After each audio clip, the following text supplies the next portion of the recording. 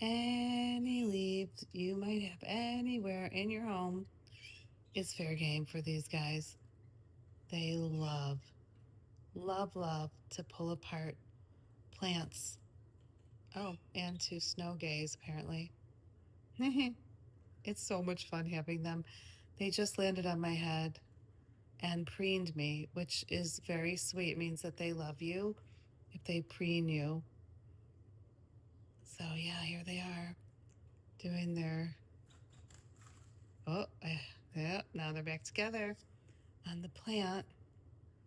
They get into so much stuff. It's so much fun to watch them. Like little fairies flying around. They're so cute. Canaries are the best, you guys, and they sing. And yesterday I sang with them, and it was just a singing fest. And they sang back at me. I tried imitating them, like so I could be part of their little tribe.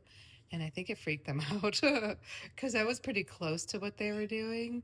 So if you imitate their sounds, they'll really like it. I mean, they were kind of freaked out. They were looking at me like, no way. Hi, yes, I'm filming you. I love you.